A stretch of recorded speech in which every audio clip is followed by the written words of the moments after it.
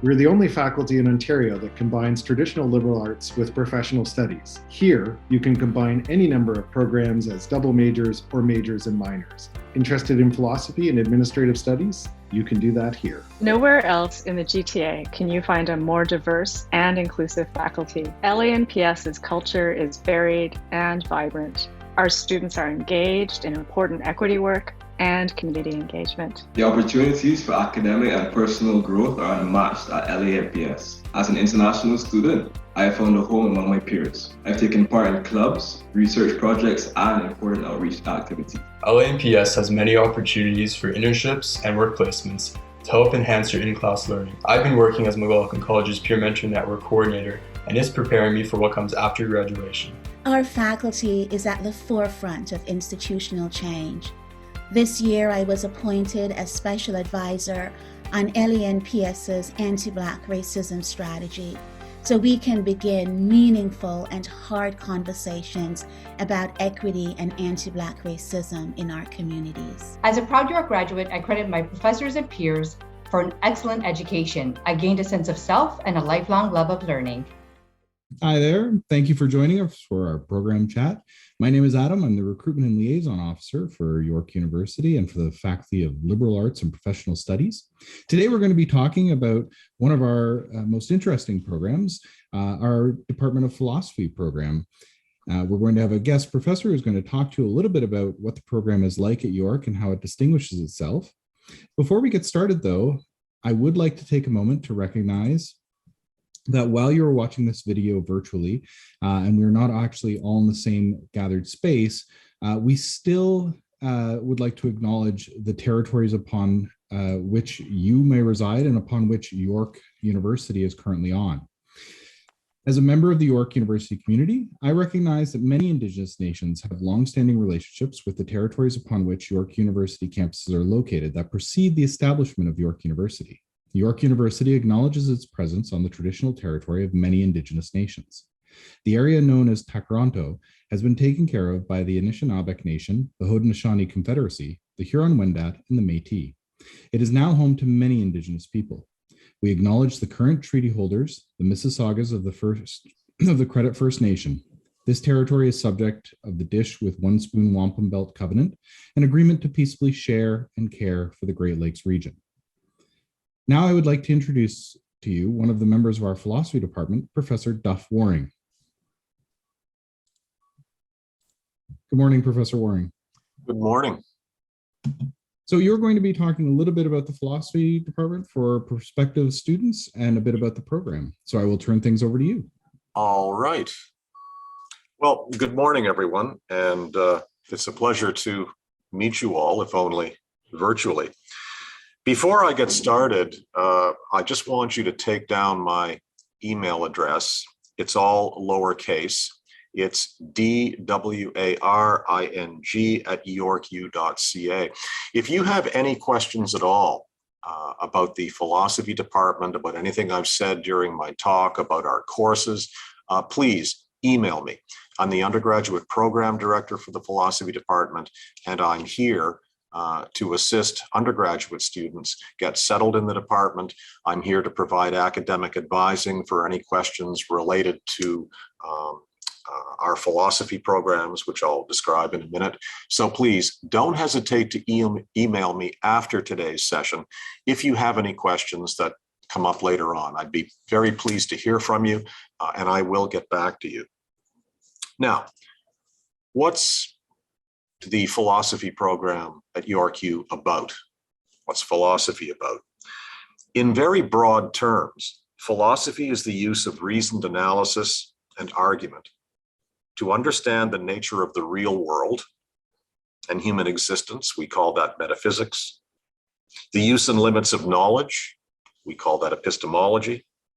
And the principles of moral judgment and behavior, we call that ethics.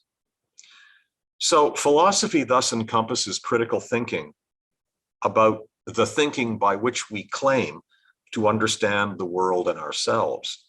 So conceptual analysis is key in philosophy. We want to understand and analyze the meaning of certain fundamental terms.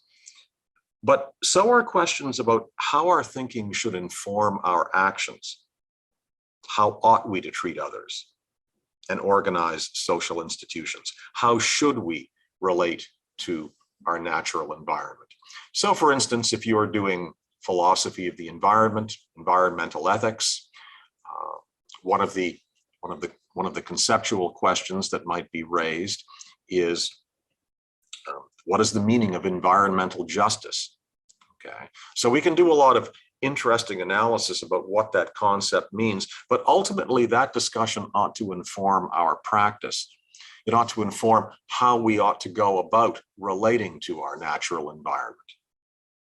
Now, we offer a range of degree options in the philosophy department. You can do a specialized honors BA. You can do the honors major BA. You can do an honors minor in philosophy.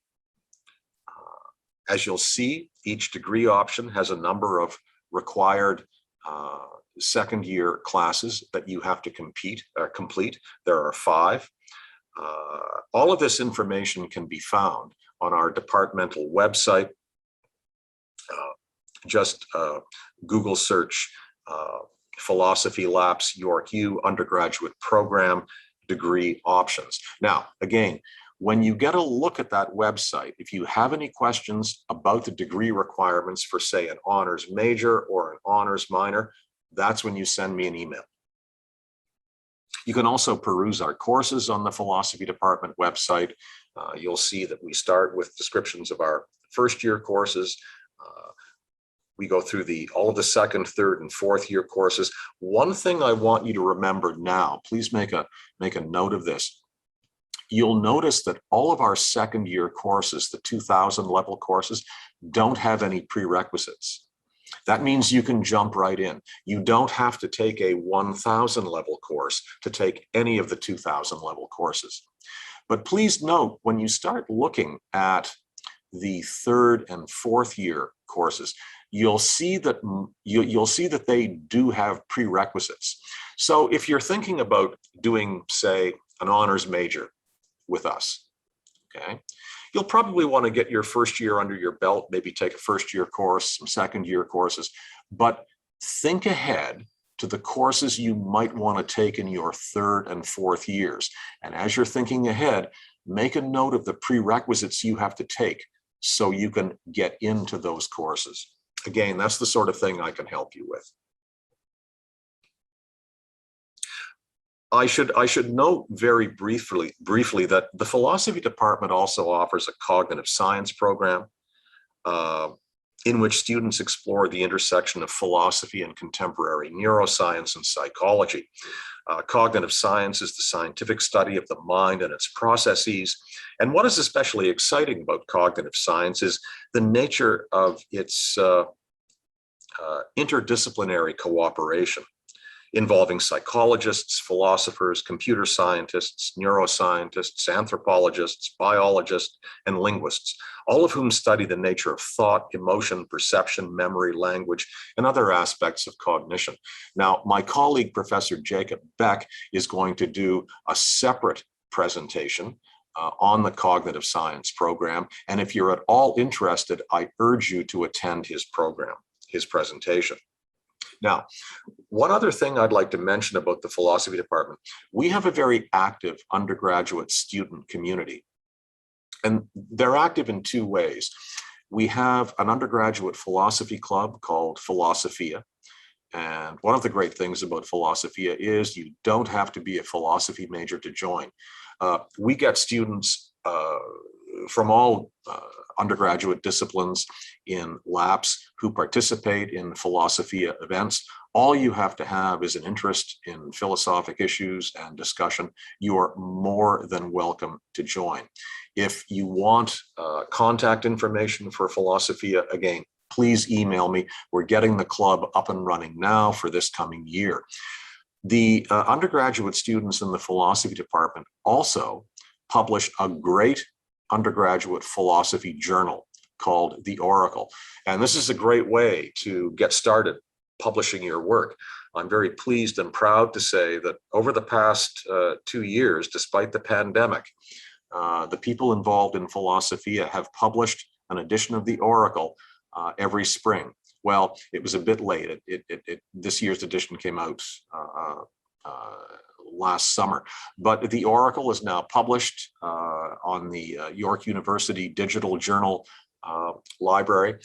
It's also published in hardcover. If any of you want an electronic copy of our latest edition of the Oracle, please email me. I'd be happy to send you a PDF. Okay.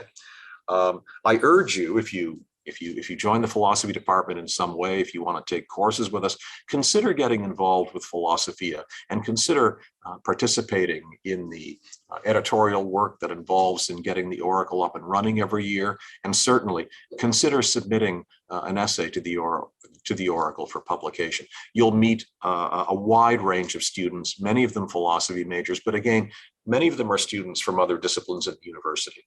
Okay, great way to get to know people, great way to have lots of informal, fun discussions about philosophy.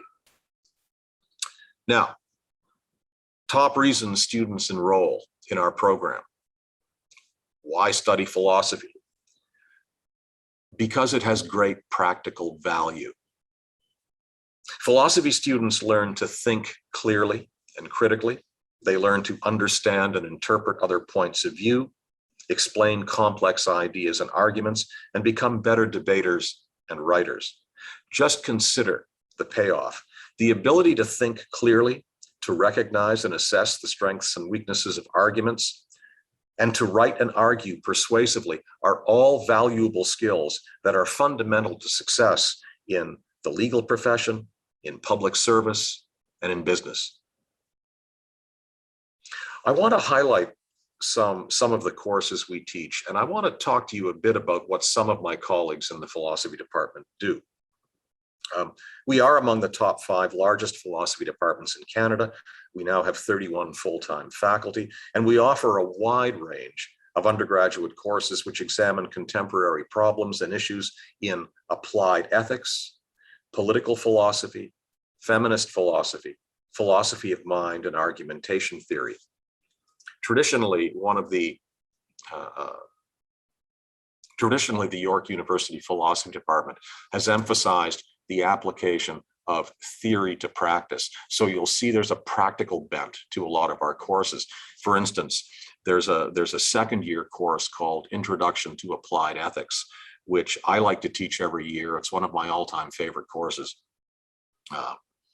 In this course, what we attempt to do is apply moral theory to concrete moral problems.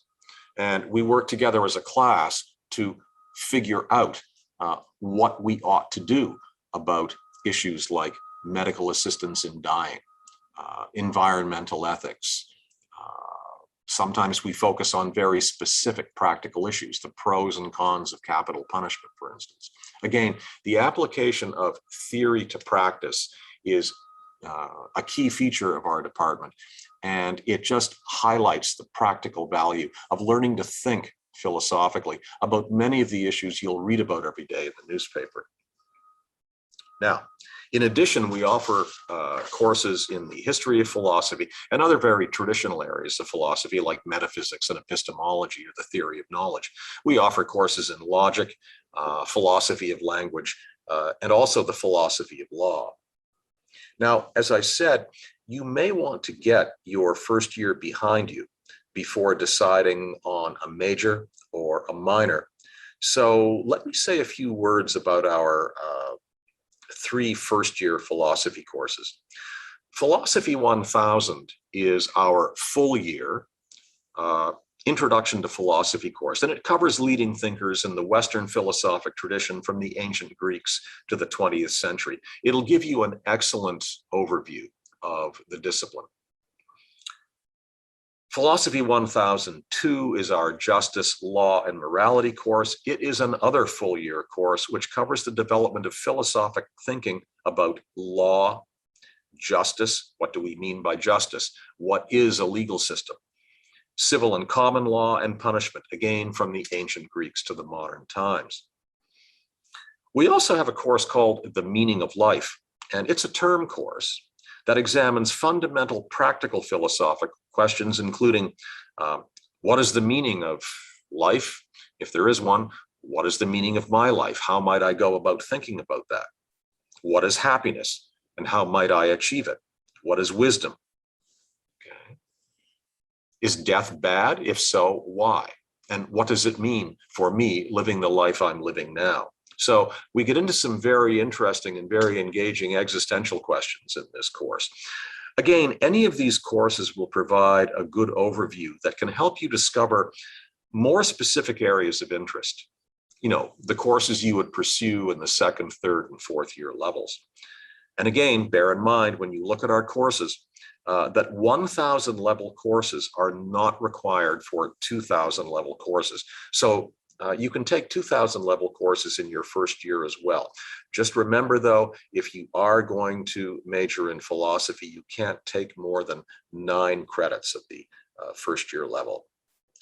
I want to talk now about what some of my colleagues in the department do. One of the great things about teaching in the philosophy department is, I'm surrounded by really creative, interesting people who are doing fascinating things. My colleagues, Alice McLaughlin and Regina Rini, both full-time professors, they both articulate feminist perspectives in theoretical ethics and bioethics, respectively. Professor McLaughlin, for instance, focuses on practices of social change, specifically local and broader efforts to confront the effects of wrongdoing and to reconcile after long-standing conflict and injustice. You might see the relevance of Indigenous issues to a lot of the work she does. Professor Rini looks at ethical issues around the use of artificial intelligence.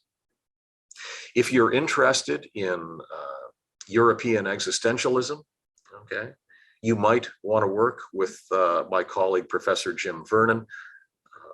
If you are interested in political philosophy, Professor Esteve Mera covers the basis there. If you're interested in philosophy of law, then you'd want to take a course by my colleague, Professor Michael Giudici. My colleague Adil Baran focuses on environmental ethics and its many international governance issues. My colleague Kristen Andrews is an internationally recognized authority on the philosophy of animal cognition. Do animals think? If so, how and in what terms? My own work is focused on bioethics and the philosophy of medicine, particularly the philosophy of psychiatry. I'm also very big on applied ethics. Again, I teach the Intro to Applied Ethics course, usually every year. Is studying philosophy relevant to career outcomes? I have to say yes. Philosophy majors at York have landed in such areas as journalism, law, education, public policy and administration, as well as business, the arts, and government. I can tell you in the 16, 17 years I've been here, I've seen students, undergraduate philosophy students, enter all of those career streams. You might want to go to our prospective students Why Study Philosophy website for more information on career options. And you can also note how well philosophy majors perform on standardized tests like the LSAT, the and the GMAT. It's well known that philosophy majors perform very well on these standardized tests. I want to emphasize again, I'm the undergraduate program director for the philosophy department. My focus is on working with undergraduate students, especially students coming in for their first year. So if there are any questions I can answer, if there's anything I can do to help you pick courses that might work well for you, that might best meet your interest, please send me an email. I will get back to you if necessary. We can set up a Zoom meeting. Any academic advising that relates to the philosophy program and the degree requirements, I'm the person you contact, and I look forward to hearing from you. So what I'm going to do now is stop talking, and hopefully we can have a discussion. I'd like to hear any questions you might want to ask. Thank you so much, Professor Waring. That was a fantastic presentation. I know that one of the questions that we see from students a lot, and I think you touched on this in terms of the program's scope, but a lot of our students are considering different philosophy programs at various universities. And obviously, you can't speak about the other programs, but in your opinion, what is the one or two things that set York's philosophy program apart from other universities? I would have to say it's the cutting edge work we do on new and emerging directions in philosophy. I mean, there's a growing philosophic literature now on the ethics of using artificial intelligence, for instance. Take a course with Professor Rini. All right, she'd love to have you, and she's done a lot of very interesting research on that topic. Environmental ethics is becoming ever more important to all of us. Again, my colleague Adil Baran is internationally recognized for her contributions to questions around how we ought to treat the environment, what kinds of international and national governance systems we should put together to better preserve and care for the environment. A lot of our courses touch on legal and policy issues that are debated every day. So again, I keep going back to this. Although we have no shortage of traditional, very theoretical courses in metaphysics and epistemology, you'll see in our department that there are more than enough courses which take theory and aim to apply it to various levels of practice or practical concern. So I would highlight, that as one of the distinctive features of why you'd come to us. So you've actually given a fairly comprehensive presentation, and I don't think there are any glaring holes in the information students are looking for.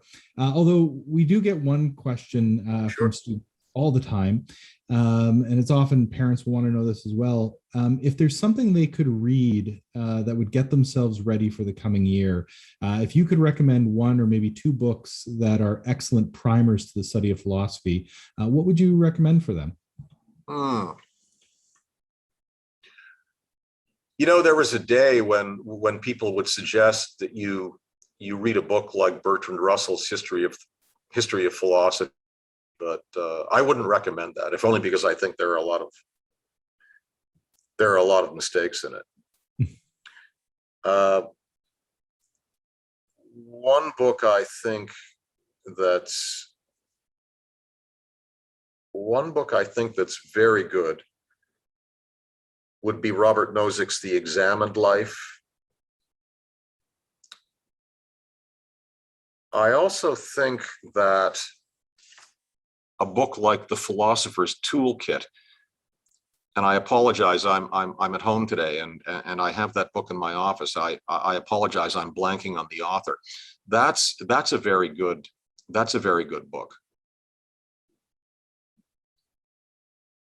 Certainly, if any students have questions about books they might want to read before signing up for philosophy, if you could send me an email and give me an idea of the area of philosophy you want to study, I'd be more than happy to respond with a book that I think would be tailor-made for you. I mean, look, there's a range of books, introductory philosophy books. There's lots of them out there. Okay. There's for instance, a book, I think it's still in print, by a Canadian philosopher named Kai Nielsen, called Reason and Practice. I remember when I started out, that was a text I read, and it served me very well. But there are also books with a more specific focus, books on why we ought to consider being moral, right? Things like that. So please send me an email and I'll give you at least one introductory book that you might want to read. Fantastic. So the one question that I always end with is a question about any advice you might have for students. The transition from high school into university can be quite a daunting one.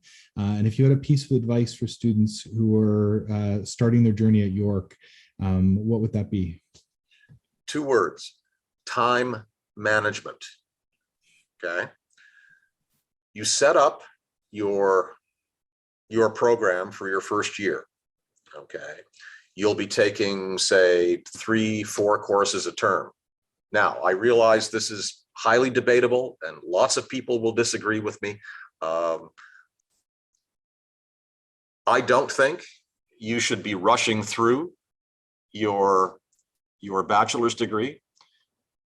I think you have the opportunity to spend 4 years in the academy and nourish your mind, develop your mind.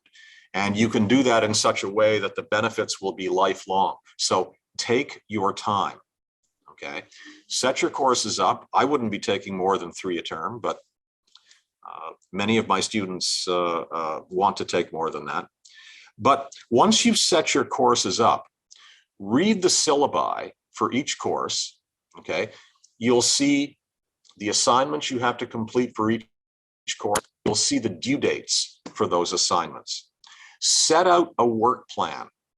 You'll want to know the first week of classes. Once you get those syllabi, you'll want to note when your assignments are due, what assignments they are. Okay. Make sure that you spend time, at least 5 days a week, working on your courses, okay, following the syllabus and keeping up with the readings. Okay. What you don't want to do is put yourself in a position where it's the middle of the term, you've got a midterm coming up, and you have to cram the previous 6 weeks of material over 2 or 3 days to write this exam. You don't want to end up in that position.